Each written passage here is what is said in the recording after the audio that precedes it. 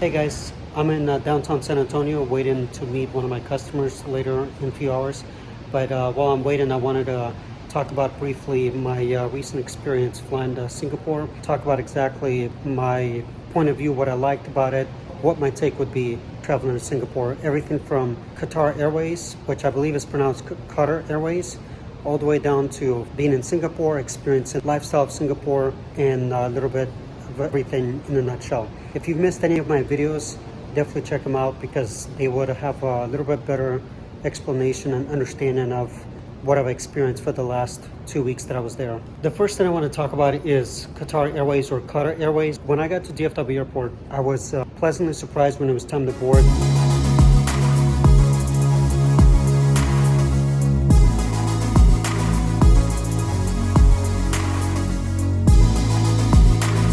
I was in zone 4, which is premium economy. I wanted to fly business class, but I just didn't have enough money for it.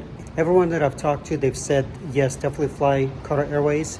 And they've also said you might as well fly business class because if you're going to be traveling 25 hours with a layover of 14 hours in Doha, Qatar, it's well worth waiting and saving enough money to fly business class. Since I flew premium economy, service was just as good. But if you ever fly Qatar Airways, and if you haven't done it yet, if you fly first class or business class, as you know, with every other airline, they let you board first. However, with Qatar Airways, what they do is they have 2 separate entrances, like actually on the plane, for business class and first class.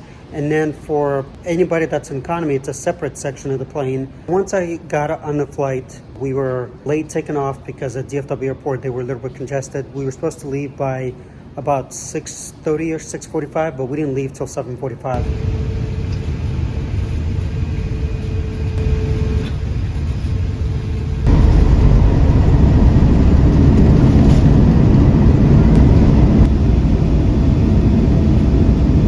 First thing is when you get on the flight, they provide you with a little bag. They provide you with socks, with a sleeping mask, and headphones. I didn't really use any of that stuff except for sleeping mask because on the way to Singapore, I was too excited to sleep. So I might have slept maybe an hour total. Once you take off, they start providing you meals.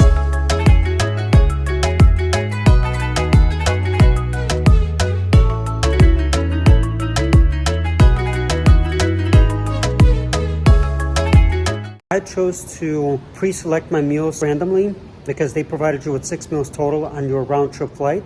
Everything was good.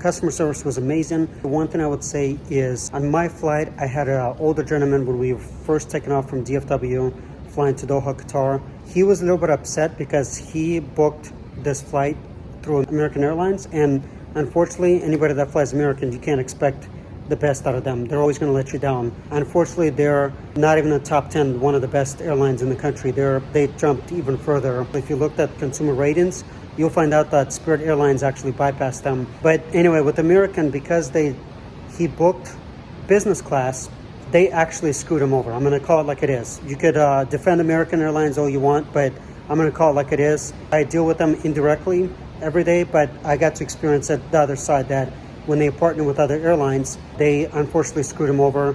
He had to fly premium economy. It sounds bad, or you might be thinking, well, premium economy should be good enough for you. Qatar Airways, average ticket one way, if you're doing business class, is anywhere between $3,500 to $4,000. Let's just say he paid $8,000 round trip and he's flying premium economy. They should be refunding him, but non-American Airlines, they're going to find a way to make an excuse and not refund him. Unfortunately, that was my only negative experience with Qatar Airways, but other than that, customer service was really good. On my way back with Qatar Airways from Singapore back to DFW Airport with a layover of about 6 to 8 hours in Doha, Qatar again. The one cool thing that I will say about Qatar Airways, they have to deal with a lot of people on their international flight, but the one really cool thing that spoke to me, the customer service, is when we had about 5 hours left on our flight, my flight attendant, she came up to me because I was taking a nap, kind of sad and depressed that I'm leaving Singapore. You know, it's kind of like flying first class. Once you go to Singapore, no other country is going to compare to that. It really was an amazing experience that I had, and I do plan on going back there. But She nudged me a few times. She woke me up. The following words she said really spoke to me. She said, "Would you like to join us for dinner?" She could have said anything. She could have said, "Join us for dinner." She could have said, "Here's your dinner. Dinner is served." But no, she chose to say, "Would you like to join us for dinner?"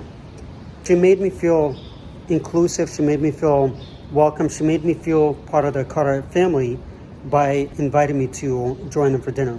The last time I flew internationally was in 2018.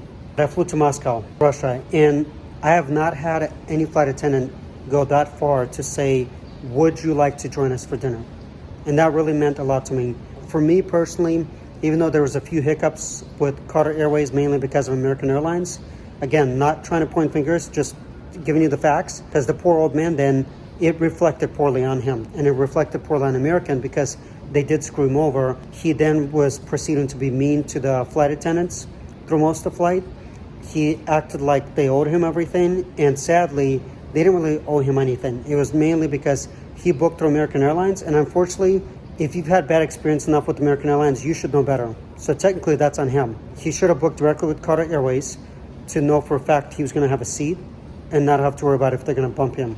And unfortunately, like I said, because he booked through American Airlines, those are the consequences. Anybody that flies American Airlines long enough or had a bad experience enough to switch to another airline, you know better. You know not to fly with American Airlines. That was one of my things that I made sure that whoever I chose to fly with, I did my thorough research to make sure they cannot fly to Doha, Qatar, or Singapore. When I was in Doha, Qatar, there was only 1 or 2 planes total that was American Airlines. And in Singapore, I hardly saw any American Airlines planes.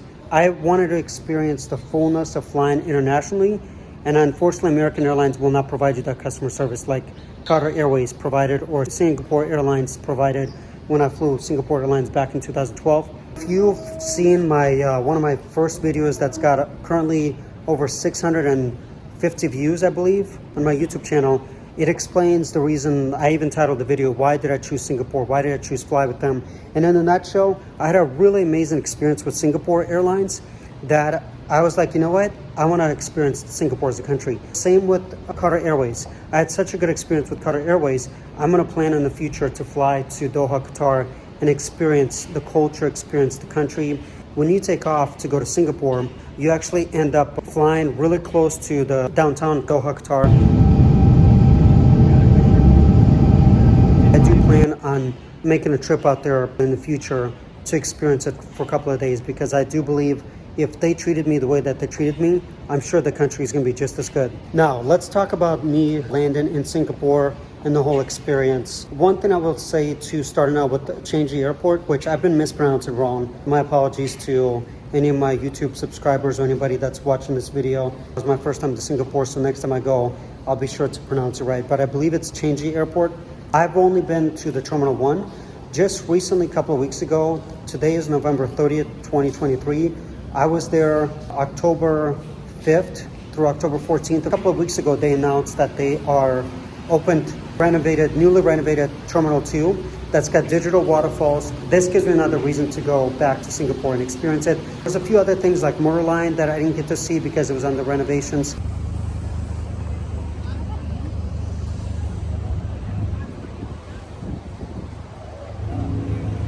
Well, this kind of stinks. So behind me, I believe, is the statue, the Merlion, that shoots fountain out of its mouth. Right now, it looks like it's under renovation. I guess this gives me another excuse to come back to Singapore at another time. It's supposed to overlook Marina Bay Sands.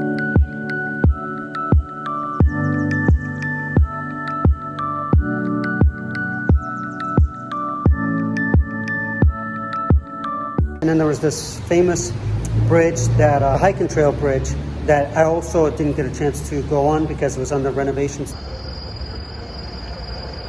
All right, guys, I finally made it. That behind me is the bridge I'm trying to get to. Not quite sure how to get there, so I gotta figure it out. That's supposed to be a really cool tourist attraction. Can't tell.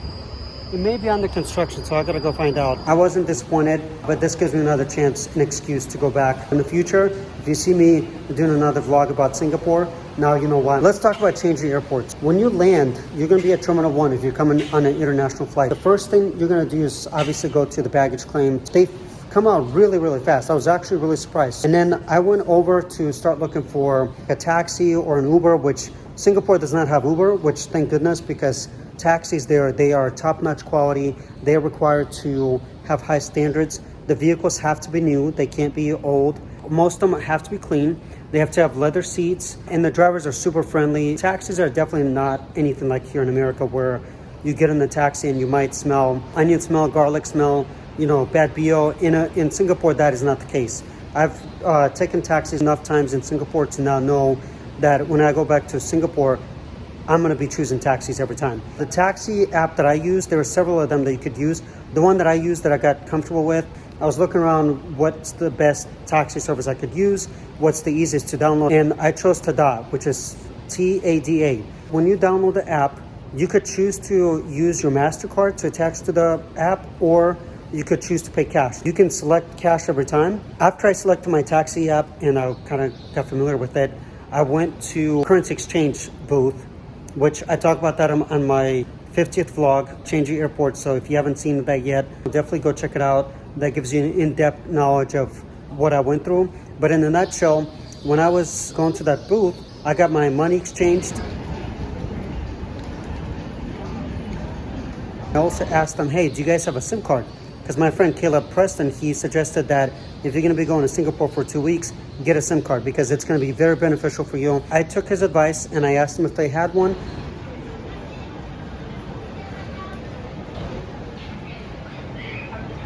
I paid $30 Singapore dollars, which is equivalent of about 25 US dollars, and I got 100 gigabytes of data on the number one network called Singatel.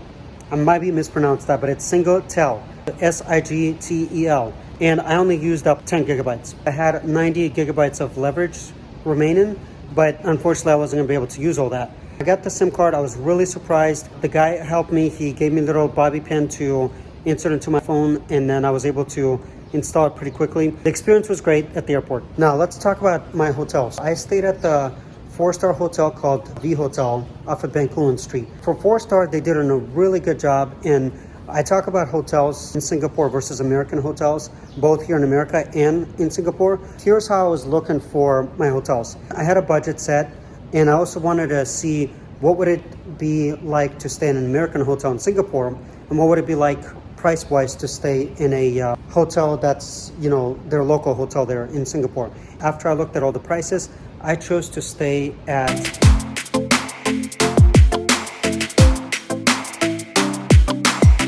that's my hotel that I've stayed for the last 10 nights.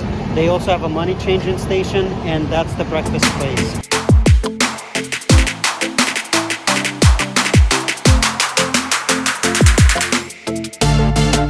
Let's say, for instance, you wanted to go to Holiday Inn, right? So Holiday Inn in Singapore, you're going to be paying about, for the 10 days or 10 nights that I was there, you're going to be paying about close to $3,000, basically $300 a night. In stars, equivalency of 4 stars, the same thing as Holiday Inn, I only paid $1,100. Same quality, nothing was bad, customer service was amazing. In fact, in my vlog 49, day 9, part 1, I talk about how this particular hotel that I stayed at, they really impressed me. I asked them if they could bring up to my room just 1 bottle of water because I drink hot tea a lot and I was doing some work. I needed to get some more hot water to put in my tea kettle to boil it. They knocked on the door 5 minutes later. This is how amazing customer service is here. Here's what I want to show you. Look at this. I asked for a couple of bottled waters. They bring me 6 of them. Then one of the things that I did that I've had a dream for a while to go see was the Marina Bay Sands Hotel, Resort, and Casino.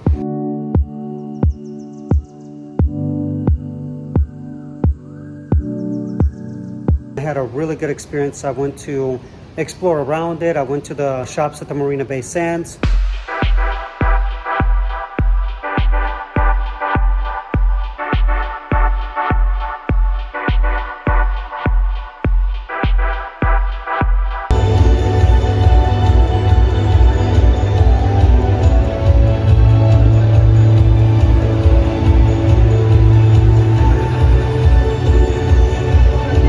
To go up to the 57th floor to have a dinner at C'est La Vie restaurant, and I got to meet world-renowned chef Maxim Chukhanov, who happens to be also Russian like me. I'm on the 57th floor here at the Marina Bay Sand Tower 3. the entrance for the Salebi restaurant, but I'm gonna go early, so they asked me to just hang out.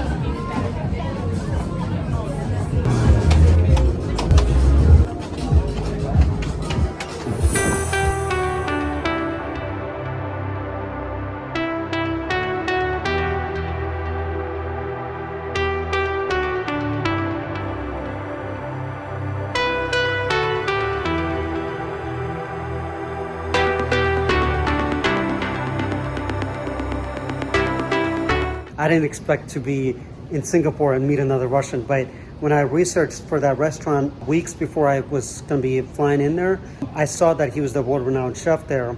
And so I was like, okay, yeah, I definitely have to reserve the seat there to make sure that I get to meet him. Then the rest of the 8 days or 9 days that I was there, I did some other things. I went into the World War II bunker. That was a pretty unique experience I had there. I'm just exploring Singapore for the next 8 days, and right now I'm in World War II bunker.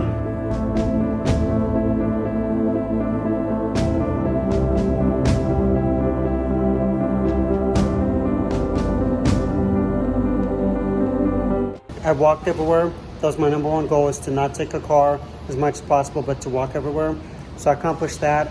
And then on one of the days, I had a really cool experience going to this really unique restaurant. If you're somebody that likes to eat organic, one restaurant that I checked out was the Summer House.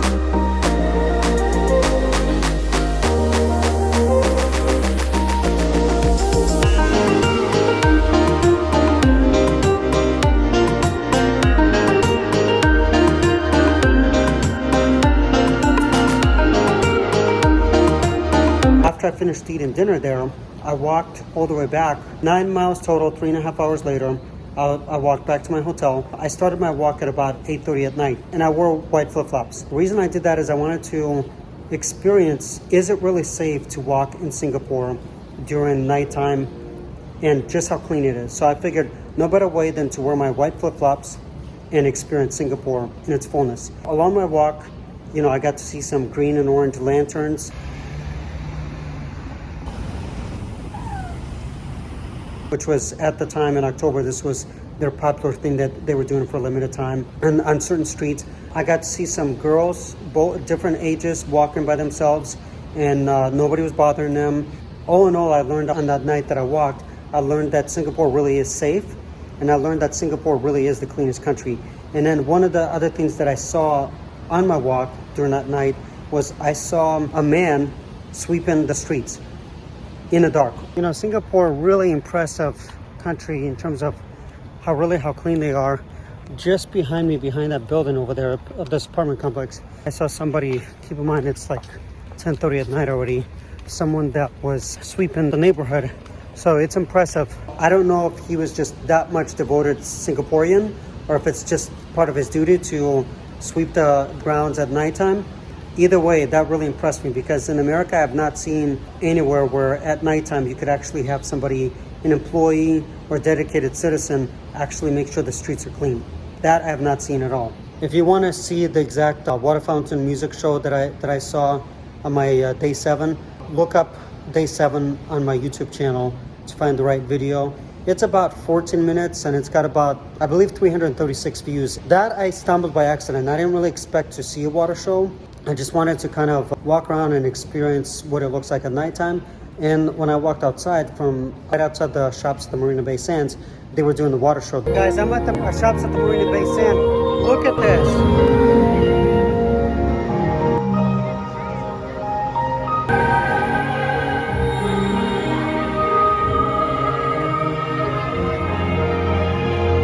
And then I walked around at shops at the Marina Bay Sands just to kind of see and compare what kind of shops they have there.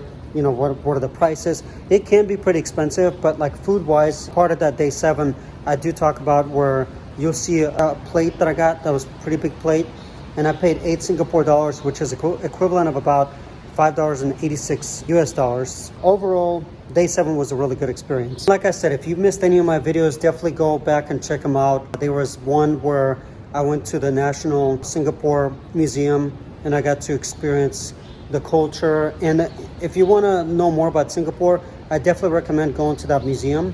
it's going to give you a lot of history about Singapore. And I learned a lot because I spent a couple of hours there.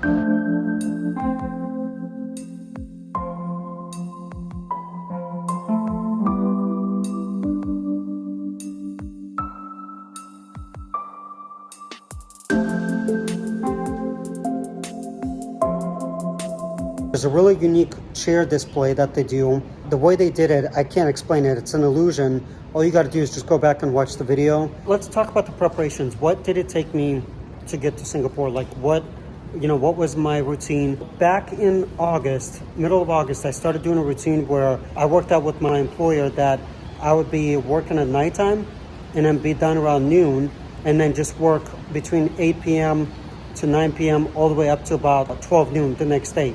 The reason I did that because I looked up what the time zone difference is between Singapore and Central Time, and I figured out that Singapore is about 14 hours ahead. That's where I figured out on my calendar that, okay, I put on my calendar where I'm gonna be sleeping at this time, I'm gonna go to bed at this time, I'm gonna get up at 7 p.m. because if it's 7 p.m. Central Time in the United States, over in Singapore, it's 8 a.m. already. I wanted to make sure that I fit the schedule and not have a jet lag. That little thing really helped me. So if you're looking to travel somewhere internationally, whether it's Singapore or wherever you're gonna go, look up their time zone and try to figure out, okay, can I work out a deal with my employer where I can work at nighttime and sleep during the day? Now, I know not everybody can do that, but that's my best advice from my experience. I did it for 2 months, and honestly, when I was there for 2 weeks, didn't really have a difficult time dealing with the jet lag. Of course, part of my preparation was also looking up at the hotels, looking up food. I had to budget everything. I had to select the airplane. And my strategy is typically, and I also talk about that in my vlog that's right before I get to the Singapore National Gallery. You'll see me talking about that. That's where I talk about really that anybody can travel internationally. Mentally, there's no restriction. The only restriction you put is the one that's in your mind. For me, I knew that I wanted to start preparing for my international flight at least 6 months before. So for this particular trip that I took this year, I started already saving money several years ago. But I really started putting more away this year, and I started doing around January, February of this year. So that was my other preparation strategy, is to start preparing early, so that way I wouldn't have to scramble and find the money at the last minute. That's why I was able to fly premium economy, because I was saving more money early on. That would be my advice to anybody too. No matter what your budget is, whether you're making $100,000 a year or whether you're making $40,000 a year, put a percentage away, whatever it may be. Like for me, whatever I make every paycheck, I put at least 5% away every paycheck.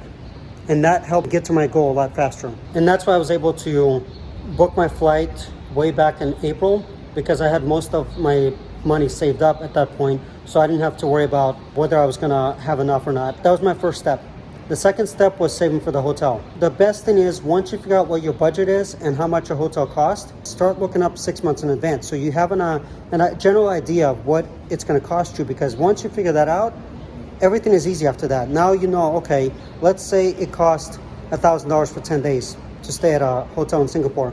Okay, now you know you have $1,000 that you're gonna have to spare to go to Singapore to stay at a hotel for 10 days. Now you have to figure out mentally whether you have to get another job, whatever it may be. Figure out what you have to do to get to that goal and save that $1,000. And finally, to conclude this video, what I did is I made a list of everything that I'm gonna need, what my budget is gonna be, and approximately how much everything is gonna cost. And then from there, it became easier because I was able to then start putting money away, and I would have to adjust certain things, certain budgets that I had before, I would have to pause for a time being until I saved for this trip. And my overall suggestion, or just from my experience, the reason that I chose to pause certain budgets that I did have prior to going to Singapore, this was my dream trip that I wanted to do since 2012. And again, if you haven't seen my video that's titled, Why Did I Choose Singapore?, with over 650 views, definitely go check it out. I do explain in greater detail why I chose Singapore and why it's been my dream since 2012. But because it was my dream to go to Singapore, I really wanted to focus on it, because until then I was just making excuses. You know, I've been making excuses for 10 years nearly, saying that, oh, I want to go to Singapore. I've been telling that to people. And then I finally realized that I'm lying to myself and I'm lying to other people by not actually doing anything about it. So now that I went there, as you've seen, if you've seen any of my vlogs, you know that I had a great experience. And I now know that I want to go back to Singapore to experience more of what the country has to offer. Everything between food, hospitality, whatever you can think of, Singapore has. And hospitality is one of the best things that they have there.